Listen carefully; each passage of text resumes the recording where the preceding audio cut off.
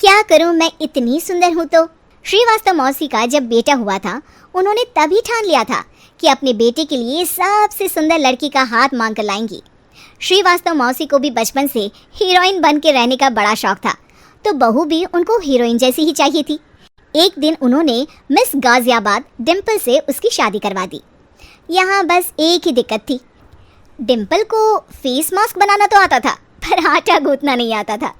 बातें तो पक्की पक्की करती थी, पर रोटियां कच्ची पक्की बनाती थी।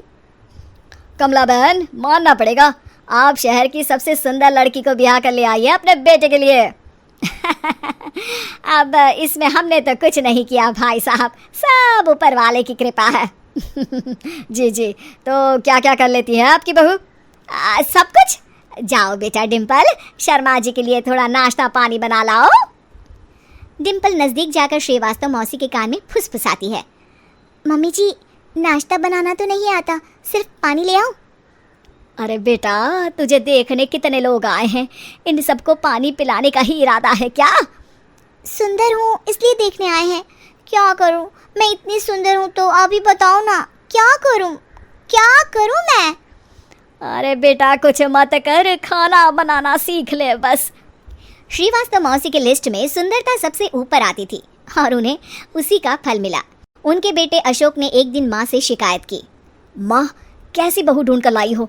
मैं शाम को थक हार कर घर लौटता हूँ तो मुझे कहती है, आज पेडिक्योर करना है, करवा दोगे? अरे जबकि दिन भर काम करके पाँव मेरे थके थे। अरे बेटा ठीक है ना, धीरे धीरे सीख जाएगी। अरे क्या सीख जाएगी माँ, उससे कुछ भी नहीं आता। हफ्ते भर का शेड्यूल बना लिया है उसने, पेडिक्योर, हेड मसाज, मुल्तानी मिट्टी का ये वो, अरे पता नहीं क्या क्या। अरे मुझे तो नाम भी नहीं आते। देख बेटा, खाना बनाना, सब्जी काटना, ये सब सीखा जा सकता है, पर सुंदरता नहीं सीखी जा सकती। इतनी सुंदर बहू मिली है, फिर भी तू खुश नहीं है, कैसा बेटा है तू? श्रीवास्तव मौसी का मानना था कि समय रहते बहू सब सीख जाएगी, पर मिस गाजियाबाद से शादी कराने के बाद घर का जो नाम हुआ है वो ज़रूरी है।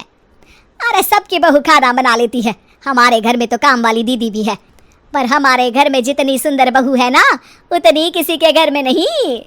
ऐसा श्रीवास्तव मौसी सबको कहती रहती।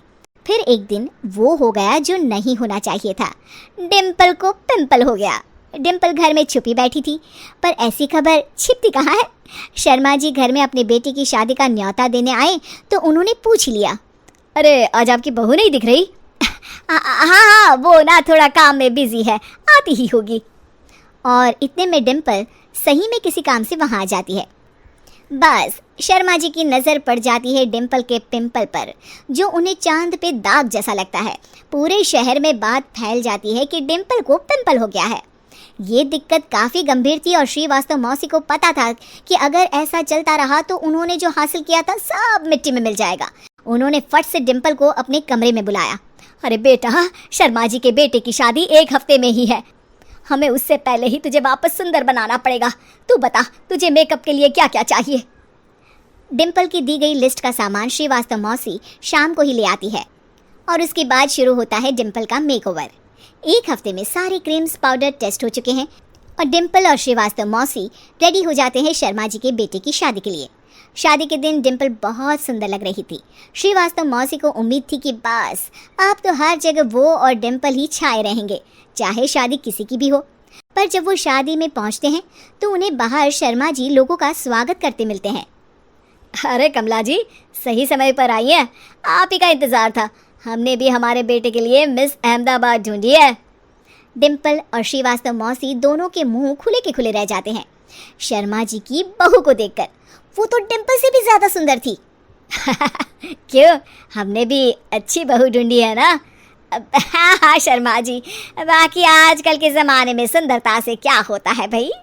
देखो, बूढ़े तो सब होते हैं, मैं तो मानती हूँ कि बस रोटियाँ गोल बना दे, इससे ज़्यादा क्या चाहिए।